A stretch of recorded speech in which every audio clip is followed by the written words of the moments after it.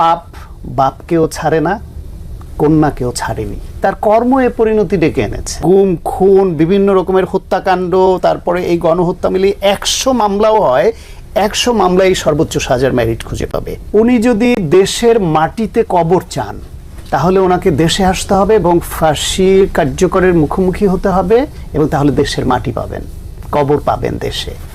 আর যদি ফাঁসির হাত থেকে বাঁচতে চান তাহলে ওনার মৃত্যু দেশের বাইরে হবে, দেশের মাটি ওনার কপালে জুটবে না। সাহেবের মতোই একটা বিষয়ে আমারও একটু স্পর্শকাতরতা আছে, যে আমি সাংবাদিক শফিক রেহমানের ফলোয়ার এই বিষয়ে।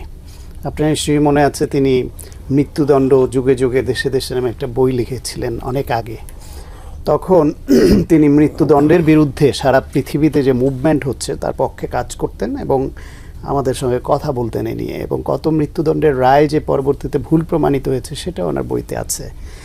সেই বিবেচনায় যখন জামায়াতের নেতাদেরকে ফাঁসির মাধ্যমে মৃত্যুদণ্ড কার্যকর করা হচ্ছিল, ওই সময় টেলিভিশন টকশোগুলোতে আমি ওই মৃত্যুদণ্ডেরও বিরোধিতা করেছি।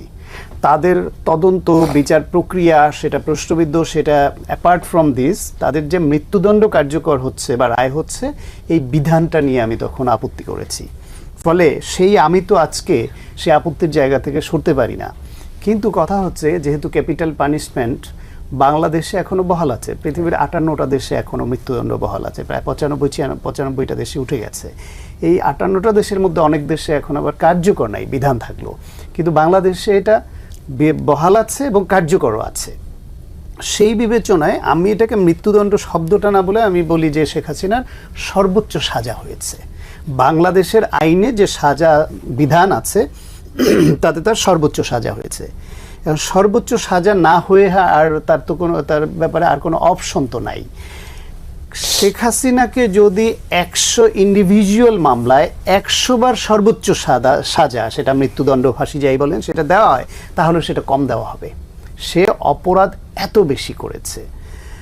আজকে আমরা খুব অল্পই ধরেন নিপীড়নের মুখে পড়েছি, হয়তো একটা প্রমোশন পাইনি, হয়তো কিছুদিন জেল খেটেছি, তার পতন না হলে হয়তো এখনও জেলে থাকতে হতো, আপনার এই টকশোতে হয়তো বসতে পারতাম না, আমি হয়তো দেশে আসতে পারতাম, আপনি দেশে আসতে পারতেন না, আপনাকেও হয়তো দেশ ছাড়তে হতো, সেটা হতে পারতো। কিন্তু আমাদের এই অল্প রাগ ক্ষোভ এটা ভোলা যায়। কিন্তু যে ইলিয়াস আলী, যে চৌধুরী আলম, সাজিদুল হক সুমন, এই তুলির ভাই যেটা বললেন শাহেদ ভাই, এরকম অসংখ্য যে গুমের ঘটনা ঘটেছে, যারা এই পট পরিবর্তনের পরে নির্মম সত্যটা আমাকে বলতে হচ্ছে, তারা যদি কেউ বেঁচে থাকতেন তাহলে ফেরত আসতেন এর মধ্যে, অথবা ছেড়ে দেয়া হতো।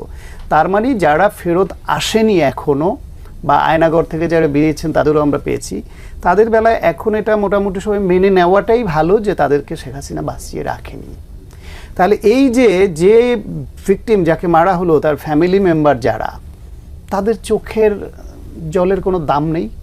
রাষ্ট্রকে তো সেইটা পুষিয়ে দিতে হবে আইনানুগ বিচারের মাধ্যমে। এই যে এত বছর ধরে এত অন্যায়, এত অবিচার করেছে, বেগম খালেদা জিয়াকে যেদিন আদালতের রায়ে কারাগারে পাঠায়, সেদিন ফেসবুকে আমি একটা স্ট্যাটাস দিয়ে শেখ হাসিনার জন্য দোয়া করেছিলাম। দোয়াটা ছিল যে আল্লাহ যেন ওনাকে ক্ষমতা থেকে যাওয়ার পরে অন্তত 2-1 বছর বাঁচিয়ে রাখেন। এটা কিন্তু স্রেফ আল্লাহর কাছে দোয়া করা, কিন্তু ওই বাঁচিয়ে রাখার দোয়ার মধ্যে আমার ভেতরে একটা কষ্টের প্রতিফলন ছিল যে এই যে খালেদা জিয়ার প্রতি যে অন্যায়টা করলো, উনি যেন ক্ষমতার বাইরে গিয়ে 2 বছর বেঁচে থাকলে এই অন্যায়টা যে করেছেন তার বিচারের মুখোমুখি যেন উনি হন। কিন্তু তার মধ্যে গণহত্যা চালিয়েছেন, আরও এত মানুষ মেরেছে যে ওনার এই বিচারের বাইরে থাকার কোনো সুযোগ নাই। এবং আজকে এসে শেখ হাসিনার জন্য বড় ট্র্যাজেডি কি দেখেন, উনি যদি দেশের মাটিতে কবর চান তাহলে ওনাকে দেশে আসতে হবে এবং ফাঁসি কার্যকরের মুখোমুখি হতে হবে, এবং তাহলে দেশের মাটি পাবেন, কবর পাবেন দেশে। আর যদি ফাঁসির হাত থেকে বাঁচতে চান তাহলে ওনার মৃত্যু দেশের বাইরে হবে, দেশের মাটি ওনার কপালে জুটবে না। পাপ বাপকেও ছাড়ে না, কন্যাকেও ছাড়েনি। শেখ হাসিনার এই পরিণতি কি অনিবার্য ছিল? ডেফিনেটলি তার কর্ম এ পরিণতি ডেকে এনেছে। আচ্ছা, বললাম না আপনাকে, তিনি ওই শেখ হাসিনা যা করেছে তাতে অন্তত 100 মামলা যদি ইন্ডিভিজুয়াল আলাদাভাবে হয়, গুম, খুন, বিভিন্ন রকমের হত্যাকাণ্ড, তারপরে এই গণহত্যা মিলিয়ে 100 মামলাও হয়, 100 মামলায় সর্বোচ্চ সাজার মেরিট খুঁজে পাবে। ওর অপরাধের সংখ্যা এত বেশি। সে শুধু আমাদের অধিকারকে হত্যা করেনি, আমাদের গণতন্ত্র হত্যা করেনি, আমাদেরকে এই দেশটাকে অর্থনৈতিকভাবে লুটপাট করে ধ্বংস করেনি, সে টার্গেট করে করে তার রাজনীতির পথে কারা কাটা হতে পারে তাদেরকে সে পরিকল্পিতভাবে চিহ্নিত করে কাউকে ক্রসফায়ারে ফেলে হত্যা করেছে, কাউকে গুম করে হত্যা করতে নির্দেশ দিয়েছে, কাউকে জেলে পুরে রেখেছে। সর্বশেষ খুবই ইনোসেন্ট একটা দাবি নিয়ে যে ছাত্ররা একটা আন্দোলনে নামলো যে তার চাকরিটা মেধার ভিত্তিতে পেতে চায়, তাও পুরো কোটা বাতিল চায়নি ওরা মানে এটা একটা সহনশীল পর্যায়ে একটা ন্যূনতম পর্যায়ে নামিয়ে আনার দাবি করেছিল। সেটা না মেনে তার যে দম্ভ এবং কোথায় গেল সেটা একটা গণহত্যায় রূপ দিয়ে ফেললো।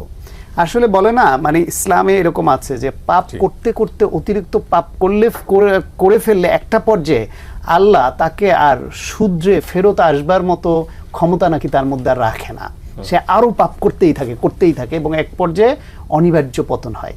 শেখ হাসিনার বেলায় সেটাই হয়েছে। না হলে এত মহাপরাক্রমশালী এত বছর থাকলো, এত বড় দলের নেত্রী শেখ মুজিবের কন্যা, তার দেশ ছেড়ে পালিয়ে যেতে হলো গণহত্যা ঘটিয়ে।